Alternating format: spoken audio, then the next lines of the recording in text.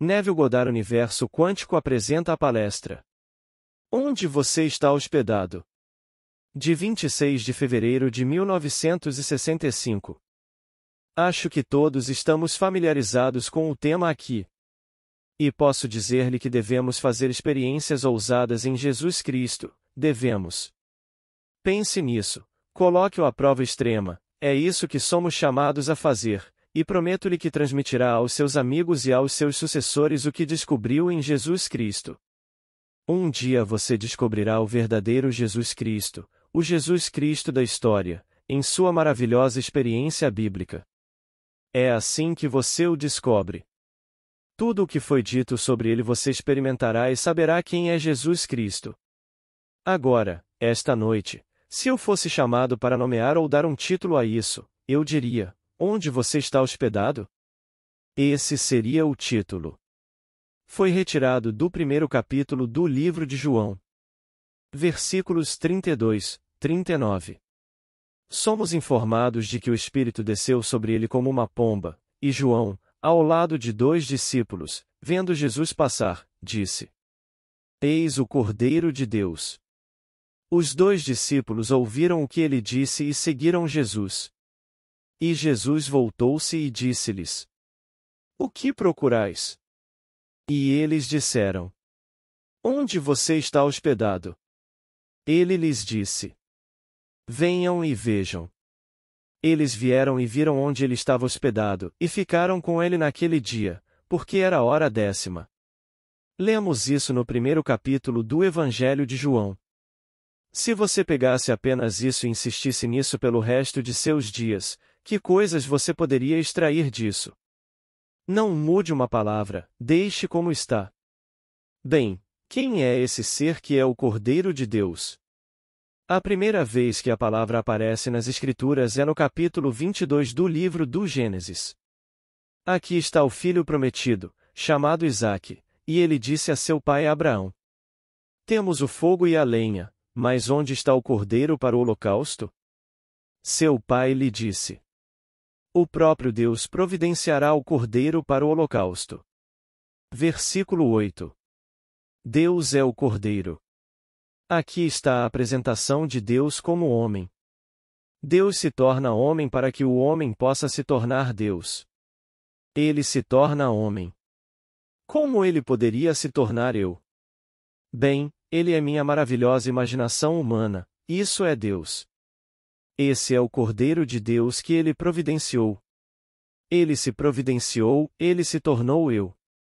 Minha imaginação é Deus, esse Cordeiro que é o holocausto. Agora aqui nesta história. Bem, onde você mora? Bem, venha e veja. Onde eu moro? Eu sou todo imaginação. Onde moro? Esse estado ao qual retorno constantemente constitui minha morada. Para onde volto constantemente no decorrer de um dia? Eu moro na pobreza? Eu me detenho nisso, naquilo ou naquilo. Qualquer que seja o meu estado mais constante ao qual eu retorne, esse é o meu lugar de morada. Então venha comigo e veja onde eu moro e ele revela sua morada. Ficaram com ele aquele dia, porque era a hora 10ª. Agora, a última tradução da Bíblia, chamada de Nova Bíblia Inglesa, traduz esta frase: E eram 4 da tarde. Não tem nada a ver com 4 da tarde. Mas eles querem dar sentido à Escritura, porque se você começar com as 6 da manhã e adicionar 10 horas, seriam 4 da tarde. Mas não tem nada a ver com as 4 da tarde. É a hora 10ª. Eles ficaram com ele naquele dia, pois era por volta da hora 10ª.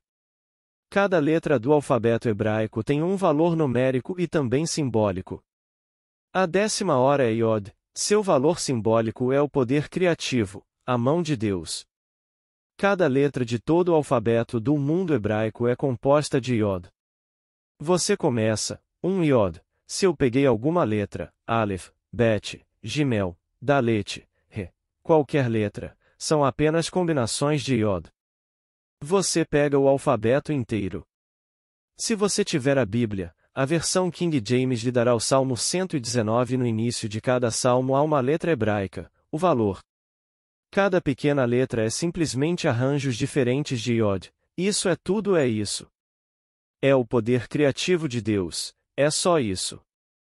Então ele disse: a hora 10ª. Então eles permaneceram com ele, porque era a hora 10ª.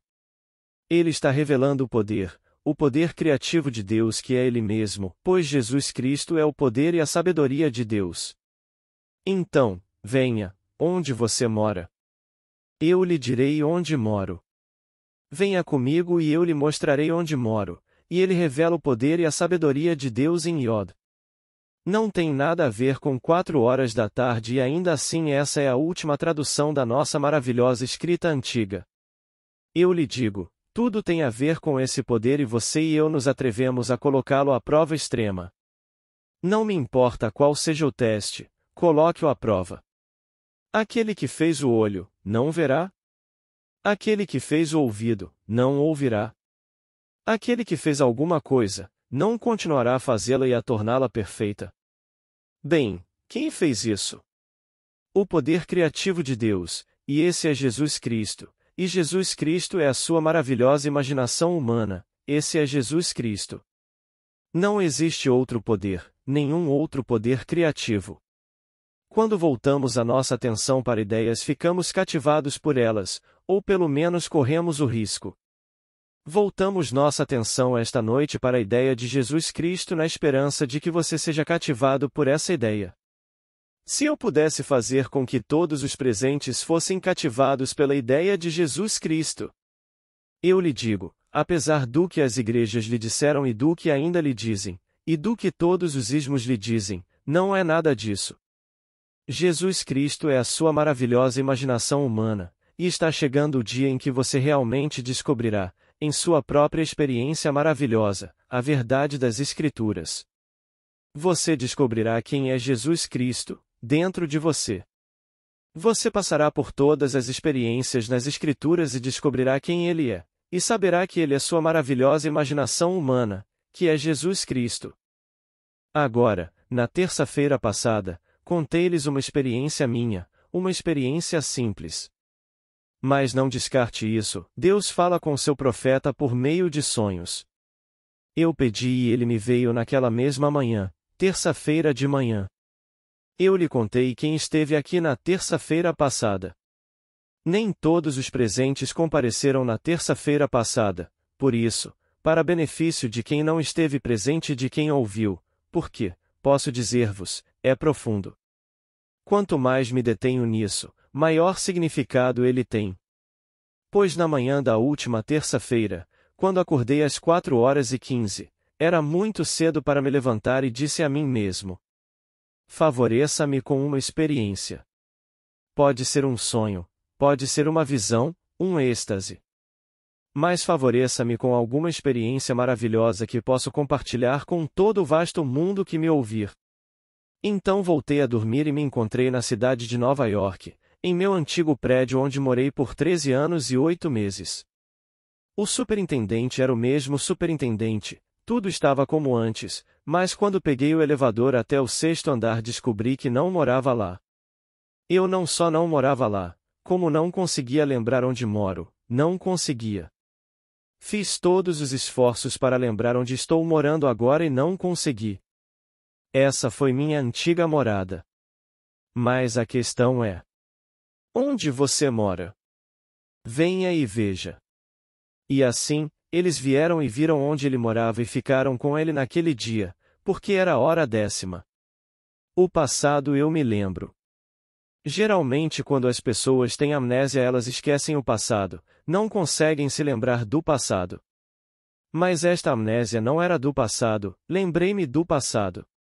Não conseguia me lembrar do presente, e esse é o problema de todo o vasto mundo. Pois a revelação do nome de Deus, para todo sempre, é Eu Sou. Êxodo 3 versículo 14. O homem tem muita dificuldade em lembrar o tempo verbal. Ele não consegue manter vivo dentro de si o tempo verbal. Eu sou. Não consigo lembrar que sou rico, lembro que sou saudável, porque o veredicto do médico me diz que não sou. Não posso trazer isso para o presente e permanecer sempre vivo e desperto para o nome de Deus. Então eu não conseguia me lembrar onde estou morando neste momento. Lembrei-me do passado, foi na cidade de Nova York, e isso foi há anos, e morei lá por cerca de 13 anos. Mas onde eu moro agora? E quando eu acordei, para onde eu vim? Eu estava dormindo sozinho, foi aí que vim. Cheguei ao presente tentando sentir que estava em algum lugar, sonhando com esse estado. Pois se isso fosse um sonho, estou dormindo em algum lugar deste mundo, e se estou dormindo, onde estou dormindo? Tentei localizá-lo no espaço, mas quando realmente o localizei-o em mim mesmo. Estou dormindo aqui. É onde estou dormindo e é onde estou sonhando. Estou sonhando com um passado. Agora, e o meu presente? Aqui está o presente e assim seria se o homem pudesse apenas pensar no presente. O que eu quero neste mundo, não só para mim, mas para todos que conheço neste mundo. Se eu pudesse agora levar isso para minha consciência e pensar nisso agora como algo que está acontecendo agora. É onde estou morando. Pois aquele estado ao qual retorno mais constantemente constitui minha morada, se eu pudesse me lembrar disso. Então, no decorrer de um dia, para que estado eu retorno com frequência? Ao amigo desempregado, ao desempregado isto, ao horrível aquilo? Se eu fizer isso constantemente, é onde moro. Estou sempre morando no estado ao qual retorno constantemente. Mas se vou me lembrar desta técnica, esqueça agora esse passado. Não tenho amnésia em relação ao passado. O homem está sempre morando no passado ou no futuro, ele não vive no presente. Ele está sempre pensando no que aconteceu ou no que pode acontecer, mas não vive no presente. Então eles fazem a pergunta: onde você está morando? Onde você está hospedado? Bem, venha e veja. Agora, todo o Evangelho de João habita apenas com o eu sou, é só nisso que reside. Ele nos diz que o pecado fundamental é a falta de fé no eu sou ele, esse é o pecado fundamental. E todo o Evangelho de João é o mais hebraico de todos os evangelhos, na verdade, é a mais profunda de todas as novas escrituras.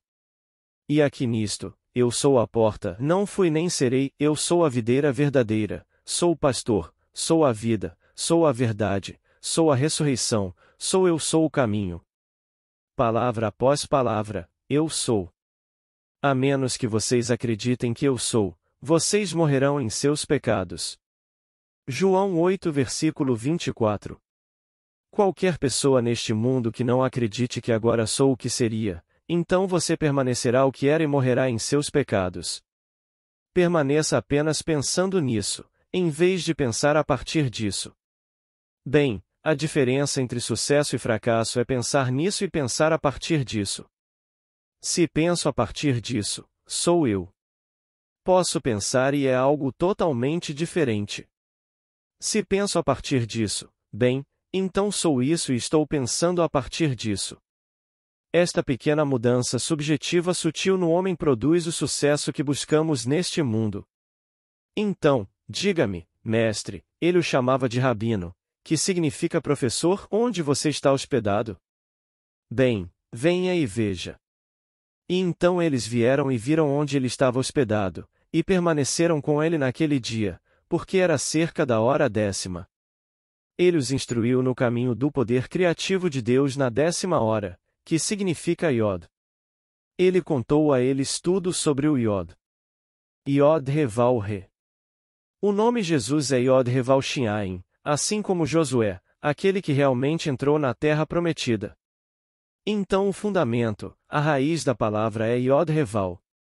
Começa com Yod e cada letra deste alfabeto é simplesmente uma combinação de Yod. Não importa que letra você traga diante de mim, se eu tivesse um quadro negro aqui e desenhasse as 22 e as 5 finais inteiras, usaria apenas a letra Yod.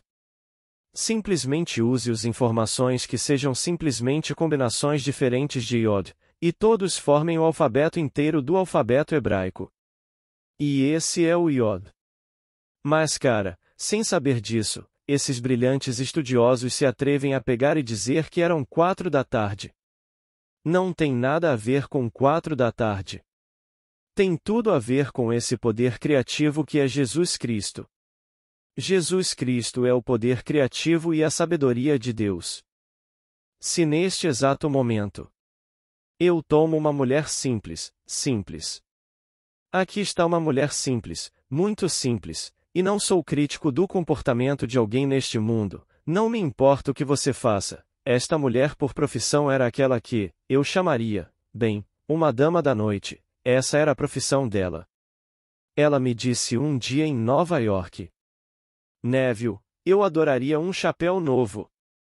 Tudo bem, você tem um chapéu novo. Coloque-o. Que chapéu você quer? Bem, ela não sabia no momento, mas gostaria de um chapéu novo. Tudo bem, coloque-o, use-o como se fosse verdade. Ela morava no Ansonia Hotel na 73ª com a Broadway. Ela saiu daquele hotel uma noite e subiu a Broadway e passou por uma loja de chapelaria e lá estavam os chapéus. Algo lhe chamou a atenção, eram $17,50. Estes foram os dias pré-guerra. Hoje, aquele chapéu $17,50 possivelmente seria um chapéu com preço normal, mas nos dias anteriores à guerra, $17,50 era um chapéu excepcionalmente alto.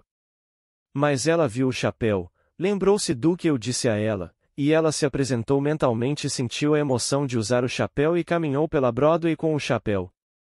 E quando ela voltou, em vez de olhar pela janela para ficar desiludida, ela não olhou, ela foi até a janela e foi para casa e tirou o chapéu velho e colocou em cima da prateleira. Bem, no dia seguinte ela colocou o chapéu velho. Não havia nenhum chapéu que ela tivesse colocado naquele dia. 10 dias depois, uma amiga ligou e perguntou se ela estava ocupada ou não, mas ela disse: bem, estou livre.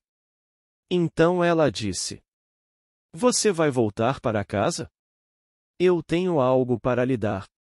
Então ela foi à casa desta senhora e disse: Anne, não quero ofendê-la, mas comprei um chapéu há cerca de 8 ou 9 dias. Não sei por que fiz isso, eu realmente não o usaria em uma briga de cães. Mas pensei em você e, por incrível que pareça, acho que ficaria lindo em você. E ela traz o chapéu. Não um chapéu, o chapéu. Anne coloca. É o chapéu que Anne colocou naquela noite. Anne me disse: Bem, agora me diga, Neville, por que Deus não me deu o dinheiro para comprar o chapéu em vez de me dar dessa maneira? Então, Deus me deu o chapéu, tudo bem, eu tenho o chapéu, mas por que não tive dinheiro para comprar o chapéu? Bom, conhecendo a profissão da Anne.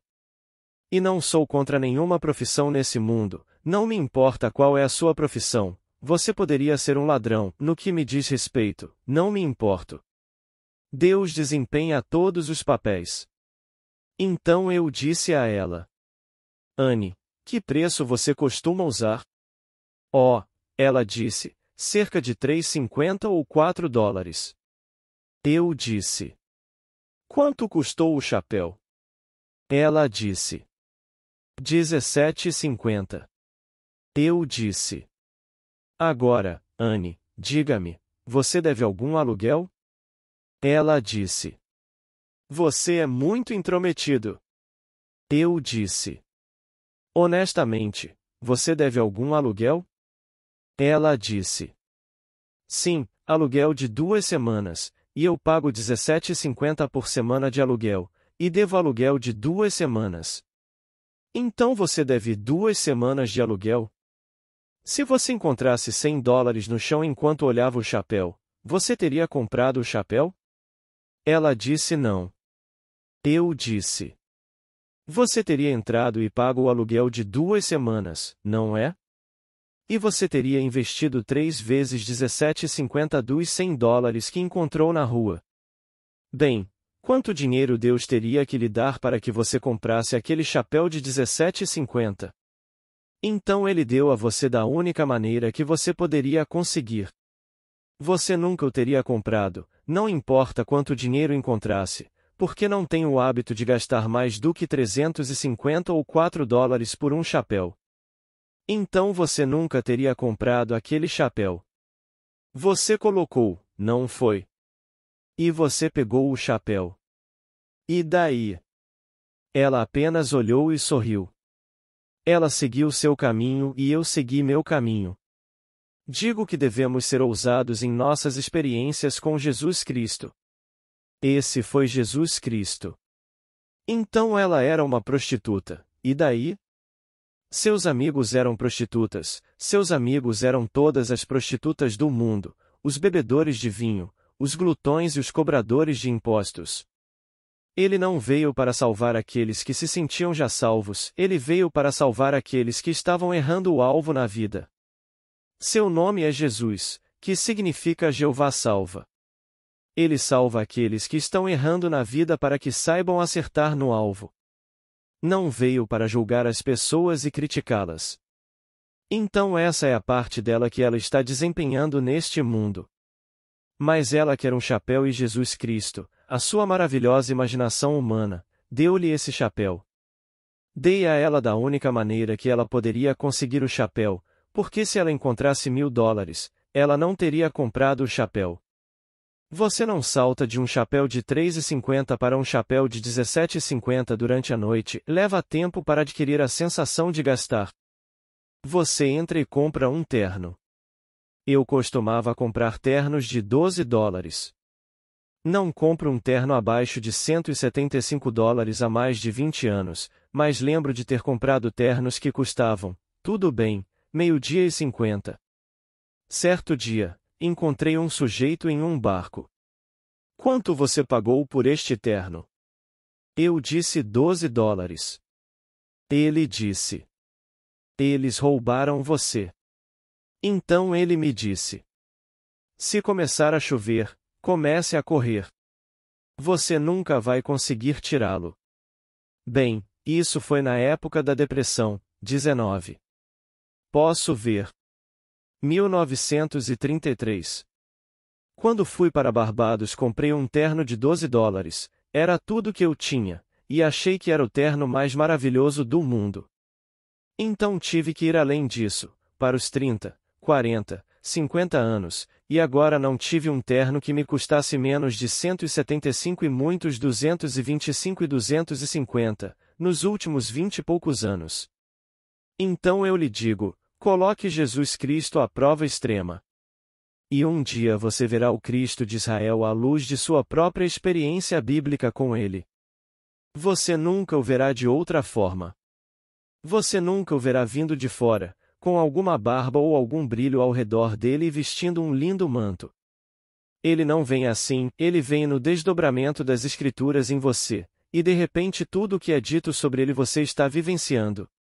Você experimenta Jesus Cristo e então, e somente então, você sabe quem ele realmente é. Você o conhece por experiência própria quem é Jesus Cristo. Não é algo que vem de fora, vem de dentro, e é aí que você o encontrará. Então, ele começou todo o drama. A pomba desceu. Quando a pomba desceu, foi então que a obra carregada de poder do Messias começou. Quando isso desce, o indivíduo sobre quem o Espírito desce como uma pomba, começa seu trabalho carregado de poder. E ele não se importa com o que o mundo diria ou com o que pensa sobre sua interpretação das Escrituras. Ele não está mais especulando, está falando por experiência própria. Ele não está tentando especular, não vai dizer que são 4 da tarde. Ele não lê grego, não lê hebraico, não lê essas línguas antigas, mas sabe que não são 4 da tarde.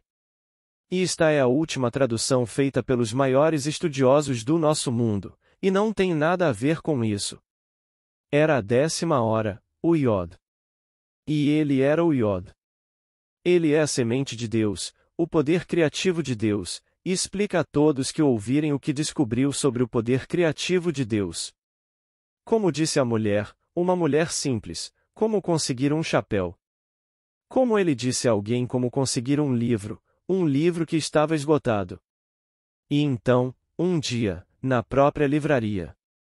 Eu estava lá com Hannah, ela entrou na livraria da Rua 49 em Nova York e não conseguiu encontrar o livro. A senhora disse: está completamente esgotado. Recebi muitos pedidos, mas você não consegue o livro. Dei um passo à frente e disse: você quer o livro? Ela disse sim. Eu disse: bem, por favor, presuma que você tem o livro e deixe seu nome aqui, deixe seu nome e endereço aqui com esta senhora. Mas você presume que tem este livro, poderia fazer isso? Ela disse: sim, senhor. Não perguntei meu nome, simplesmente pensei que era uma coisa estranha, muito estranha de acontecer. Uma criatura estranha se apresentaria e diria a ela para simplesmente presumir que você está com o livro.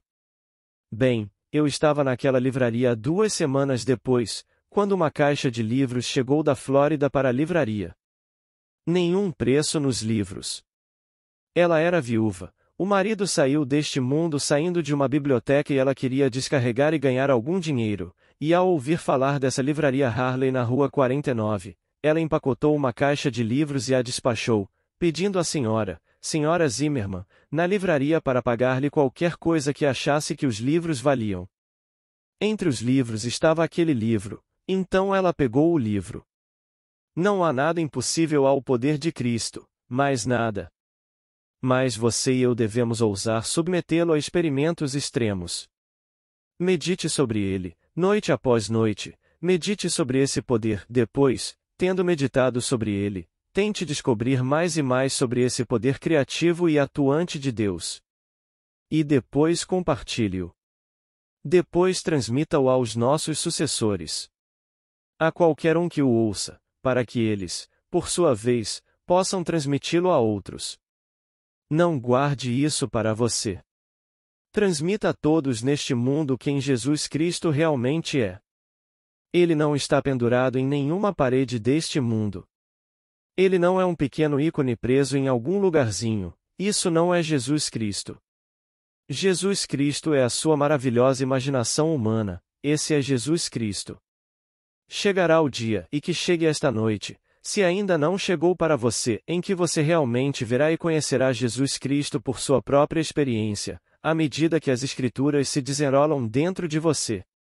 Você o conhecerá. Então você contará aos outros o que aconteceu com você e eles sorrirão. O que realmente importa? Você contará para sua família e eles ficarão histéricos, porque conhecem suas fraquezas, conhecem sua formação, sabem tudo sobre você.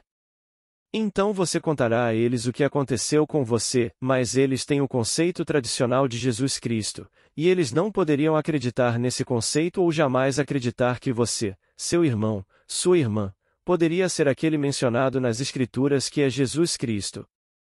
Mas isso realmente não importa para você. Para você, não faz diferença alguma. Você experimentou isso. Você contou isso e desaparecerá deste mundo quando chegar o momento de partir. Então não haverá mais reavivamento, você não está mais restaurado à vida, pois você é a ressurreição e a vida. Você está em uma era totalmente diferente, em um mundo totalmente diferente. Não este mundo ou qualquer parte deste mundo, um mundo totalmente diferente onde todas as coisas estão sujeitas ao seu poder imaginativo. Pois você é todo imaginação, todo poder criativo, e você é o Jesus Cristo ressuscitado.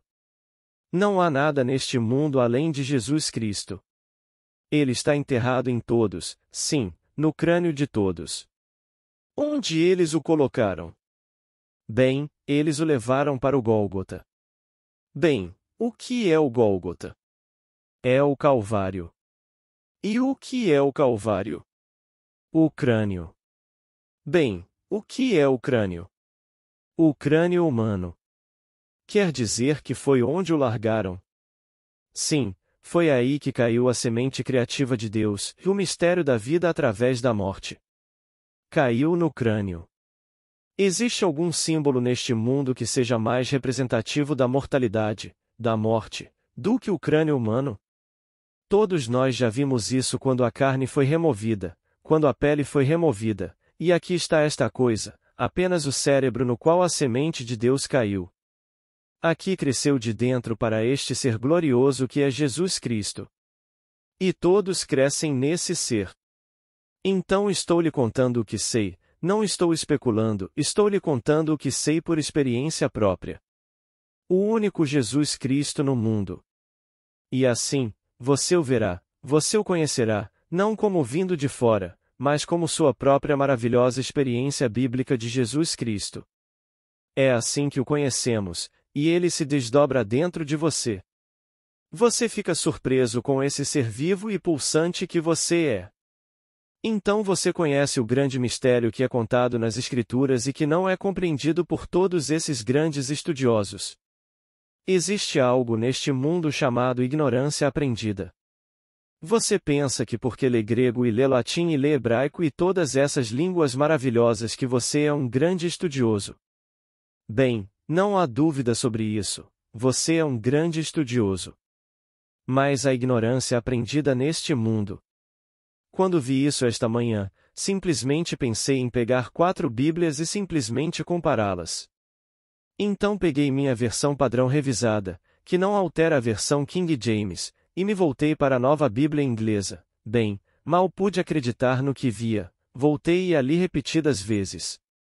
Aqui está, é a hora 10ª. Para dar sentido. Eles vão dar sentido, eram 4 da tarde. Não tem nada a ver com 4 da tarde. Ele está falando do grande esperma. Se você ver o iod, é como um pequeno espermatozoide, como uma pequena vírgula, uma cabeça bulbosa e uma pequena cauda virada. E você pega aquela mesma cabecinha bulbosa e um corpo virado e faz dele cada letra do alfabeto hebraico. É apenas o iod, é só isso. Assim começa o nome de Deus, Yod Reval Re. O símbolo é uma mão, e a mão é a única parte do homem que o separa de todo o vasto mundo da criação. Com a mão posso criar. Dê-me a mão e dê-me o cérebro do mais sábio dos homens e eu seria apenas um macaco esperto. Não consegui fazer nada.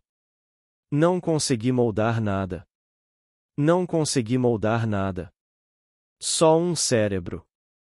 Mas dê-me a mão e você me tornará o escultor, o pintor, o artista. Eu me torno um criador com o uso da mão. Então está é a mão. O Iod é uma mão, e começa o nome de Deus, Yod Reval, é uma janela. A janela está para a casa assim como o olho está para o corpo. E então eu vejo. Tendo concebido, esse é o Iod, então eu vejo, ele. Então o mesmo Iod retirado é um Val, chama-se Val, um prego, e eu me uno àquilo que vejo por um ajuste interior e sinto que sou aquilo que gostaria de ser. O último é um ele que é a objetivação do estado subjetivo. Yod Reval, tudo isso é subjetivo, o final ele é objetivo. Todo o vasto mundo revela esta atividade do Yod Reval que ocorre dentro do homem. E então presumo que sou o homem que seria. A razão nega, meus sentidos negam, mas ouso assumir que sou eu. Tendo assumido, acertei em cheio, juntei-me e então espero com paciência, com confiança. Então ele entra no meu mundo, exteriorizado, e vejo o meu mundo dando testemunho da minha atividade criativa interior. Essa é a história. Então todos aqui podem fazer isso. Portanto, não procure por Jesus Cristo, você nunca o encontrará na eternidade fora de você. Mas um dia você o encontrará não como algo vindo de fora ou vindo como outro, mas vindo à luz de sua própria experiência bíblica. É assim que você o encontra. Não consigo encontrá-lo de outra maneira. E então, onde você mora? Onde eu moro? Bem, venha e veja. Se eu pudesse levá-lo comigo e ser honesto com você, eu lhe mostraria aquele estado ao qual retorno constantemente. Pois o estado para o qual volto constantemente é a minha morada. Eu poderia voltar à riqueza. Tenho um irmão que pensa constantemente em termos de expansão do dinheiro, é onde ele mora. Isto não lhe interessa. Ele vai à igreja. São todas as igrejas do mundo. Dá generosamente às igrejas. Vem para a cidade de Nova York, ele foge de mim indo às igrejas. Cada vez que ele vai a uma igreja, ele coloca uma nota enorme na caixa. Se não há arrecadação, porque ele vai até o camarote perto da porta, ele joga uma nota enorme nele. Ele sente que está fazendo a coisa certa com o que quer que ele pense que Deus deve ser. Não sei. Mas ele fica sentado em silêncio e sente a atmosfera dessas igrejas maravilhosas e ele gosta disso. E eu estou entediado. Sento-me com ele porque é isso que ele quer fazer, mas ele não pode conceber este tipo de Jesus Cristo, ainda não. No momento, ele acha que Deus tem sido muito gentil com ele porque ele ganhou milhões, e por isso, quer retribuir a Deus. Coloque uma nota de $20, uma nota de $50 na caixinha e isso é o reembolso do grande conforto que ele desfruta agora porque tem milhões. Vou logo atrás dele e coloco uma nota de $1. Então eu tenho que mostrar algum tipo de coisa com ele. Então essa é a imagem. Mas para falar com ele sobre isso que estou contando a vocês esta noite sobre Jesus Cristo, ele não pôde acreditar nem por um segundo, porque Deus foi tão gentil em dar-lhe todos esses milhões. Digo a ele que estou aqui pela última vez. Eu disse a ele no ano passado em Barbados. Vic, esta é minha última vez, mas a última. E eu sei, não estou especulando. Quando fecho os olhos aqui, já fiz o meu testamento, então está tudo aí. Mas no que me diz respeito pessoalmente, deixei o palco. Saí do palco pela última vez, Vic. Até que isso aconteça com você, você será restaurado à vida instantaneamente, tendo a oportunidade de outro ângulo de moagem que deve ocorrer, até que isso aconteça em você. Bem, porque aos olhos dele a única riqueza que possuo é simplesmente a riqueza herdada do meu pai, isso não faz qualquer sentido para ele. Porque ele não consegue conceber que uma pessoa que apenas herdou riqueza, que não a ganha, possa realmente estar nessa posição na vida.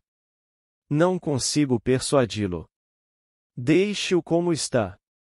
Mas eu lhe digo, sei que esta é minha última vez. Sempre que chega, isso realmente não importa. Se acontecesse agora não faria diferença alguma. É a última vez. Mas vou compartilhar com todos neste mundo que me ouvirem. Eu lhe digo, Jesus Cristo será visto e conhecido por você em sua própria experiência bíblica. É assim que sabemos. Não há outro jeito. Agora, vamos entrar no silêncio. Pergunta.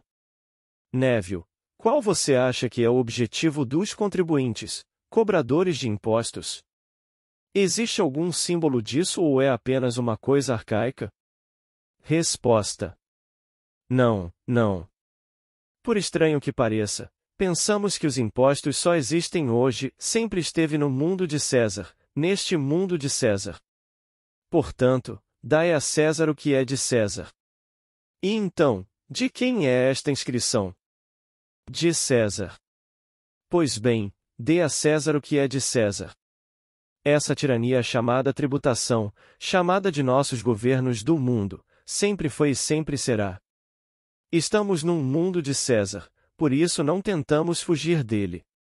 Obtenha o suficiente para pagar-lhes o que eles exigem e ainda tenha o suficiente para viver e seguir em frente da sua maneira maravilhosa. O sonho é sempre que ele desperte dentro de mim. Deixe que esse seja o sonho. Realmente não importa o que acontece no mundo. Então as pessoas querem fama, querem poder, querem isso, deixe-as tê-lo. Mas deixe o seu sonho ser, que ele desperte dentro de mim. Aquela maravilhosa oração de Salomão. E o Senhor apareceu a Salomão e disse-lhe: Peça o que devo lhe dar. E Salomão disse: Ó Deus, cumpra-se agora a tua promessa a Davi, meu pai.